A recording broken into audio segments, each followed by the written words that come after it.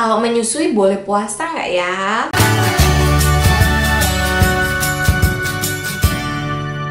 Halo, selamat datang di Kriwi Life. Ngobrolin kesehatan bareng aku, Bidan Oni. Di beberapa hari yang lalu, aku sudah pernah membahas tentang kehamilan dan puasa. Boleh nggak ya ketika hamil kita puasa? Nah, kali ini aku akan bahas dari sisi ketika ibu menyusui. Boleh nggak ya puasa gitu? Tapi kembali lagi, aku hanya akan membahas dari sisi medis karena aku tidak kompeten kalau misalnya membahas dari sisi agama. Jadi ini semua yang aku akan bicarakan ini dari sisi medis ya. Keputusan mau puasa atau enggak itu ada di tangan ibu-ibu semua. Monggo, oke? Menjawab apakah ibu menyusui boleh puasa atau enggak, jawabannya adalah boleh ya. Tapi sebaiknya diperhatikan dulu kondisi bayinya. Apakah bayinya itu masih di bawah 6 bulan atau sudah boleh mendapat MPASI? Karena tentu saja berbeda. Kalau misalnya bayinya masih 6 bulan, itu silahkan diperhatikan ketika misalnya kalian puasa, apakah bayinya mengalami tanda-tanda dehidrasi, apakah kenaikan berat badannya itu sesuai, seperti itu. Karena ketika bayimu masih di bawah 6 bulan, itu kan dia sumber utama makanannya adalah ASI saja gitu. Jadi ketika kalian puasa dan bayimu belum ada 6 bulan, silahkan memperhatikan juga kondisi bayinya. Nah, kalau bayimu udah usia 6 bulan ke atas, itu agak lebih slow ya, karena bayinya sudah mendapat MPASI. Sebenarnya menyusui dan puasa itu saling mempengaruhi nggak sih? Maksudnya puasa itu berpengaruh nggak sih terhadap ASI? Menurut penelitian yang sudah pernah dilakukan, itu berpuasa itu sebenarnya tidak berpengaruh terhadap jumlah ASI gitu. Jadi tubuh akan tetap memproduksi ASI seperti biasa. Kalau misalnya kalian puasa kan ya tetap kalian makan toh pas buka, pas sahur, malam-malam. Nah, sebenarnya itu tetap akan memproduksi ASI, dan jumlahnya sebenarnya kalau misalnya kalian tetap rajin pumping, tetap rajin menyusui, itu tidak akan berpengaruh. Cuman memang konsistensi ASI-nya itu menurut penelitian agak sedikit berbeda antara ibu yang berpuasa maupun yang tidak gitu. Jadi kalau ibu yang berpuasa itu magnesium, potasium, dan zat besinya itu lebih rendah dibandingkan dengan ASI ibu yang tidak berpuasa gitu. Jadi dari segi komposisi ASI ibu yang berpuasa sama yang enggak itu berbeda. Yang berpuasa ini agak sedikit lebih rendah, sedikit lebih rendah daripada yang tidak berpuasa. Tapi kalau dari jumlah, karena kalau dari jumlah itu kan yang pengaruh banyak ya, ada isapan bayinya. Nah, itu sebenarnya tidak berpengaruh gitu. Jadi asalkan kalian berbukanya, sahurnya, terus makan malamnya itu nutrisinya tercukupi, dan hidrasi atau minum kalian itu juga 2-3 liter, mungkin bisa pas buka, terus pas malam-malam, terus pas sahur gitu ya, itu tidak akan berpengaruh terhadap jumlah ASI gitu ya. Nah, kalau untuk bayinya gimana gitu kan, ASInya beda ya komposisinya. Kalau untuk bayinya apakah juga terpengaruh? Dari hasil penelitian itu bayi yang ibunya puasa dan bayi yang ibunya tidak puasa itu tidak ada perbedaan signifikan untuk tumbuh kembangnya. Jadi tetap aja sama gitu tumbuh kembangnya, walaupun ASInya berbeda, sedikit berbeda itu tadi ya. Jadi nggak begitu terpengaruh si bayinya ini sebenarnya gitu. Cuman mungkin ada beberapa ibu yang karena berbukanya atau sahurnya itu tidak mencukupi kebutuhan nutrisi, misalnya bukanya ya dikit aja, terus sahurnya dikit aja, dan karena rentang waktunya antara buka dan sahur itu kan pendek, misalnya terus kitanya tidur gitu, jadi minumnya kurang. Nah, itu kadang-kadang yang jadi berpengaruh itu karena disitunya. Kalau misalnya kalian buka sahur, terus di antara buka dan sahur itu tetap minum memenuhi target 2-3 liter per hari, makannya juga nutrisinya yang bagus, itu sebenarnya pertumbuhan dan perkembangan bayinya itu tidak akan bermasalah gitu. Jadi sebenarnya nggak masalah sih kalian kalau misalnya mau puasa.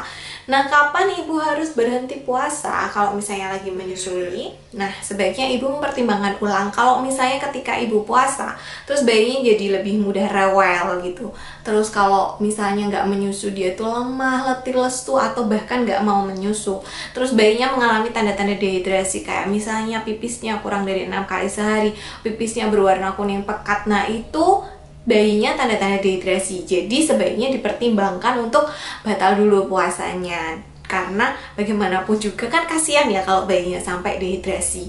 Kalau misalnya udah kayak gitu, silahkan periksa ke dokter anak gitu. Dan hal yang sama juga berlaku untuk si ibu gitu. Kalau misalnya ibu merasa haus banget, terus pipis ibu berwarna kuning pekat, terus merasa haus yang berlebihan, lemah, letih, lesu, pusing, itu sebaiknya batalkan dulu puasanya, minum cairan elektrolit, makan makanan yang bernutrisi dulu supaya energinya kembali pulih gitu. Karena memang ibu menyusui itu sangat mudah haus dan sangat rentan untuk dehidrasi. Makanya walaupun kalian puasa itu tetap harus minum air putih 2-3 liter per hari gitu. Kalau biasanya minumnya dari pagi sampai malam, ya sekarang kan tinggal dibalik aja gitu. Misalnya pas buka, terus pas malam, terus pas sahur gitu ya.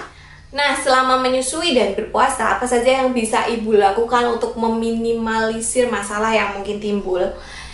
Yang pertama adalah lakukan pekerjaan rumah tangga yang berat itu setelah berbuka gitu. Karena ibu menyusui kan tentu butuh energi ekstra untuk menyusui gitu. Jadi ketika kita puasa itu kan gula darahnya menurun, jadi kita harus mengurangi aktivitas-aktivitas yang berat gitu. Jadi kayak misalnya ngosek WC atau ngepel manual, atau kalau hujannya segunung itu bisa dilakukan setelah ibu berbuka, atau minta tolong mesin, atau misalnya minta tolong orang lain seperti itu. Jadi kurangi aktivitas berlebih. Kalau misalnya ibu bekerja, ya bicarakan dengan mungkin bosnya, atau kita sendiri yang mengatur waktu istirahat.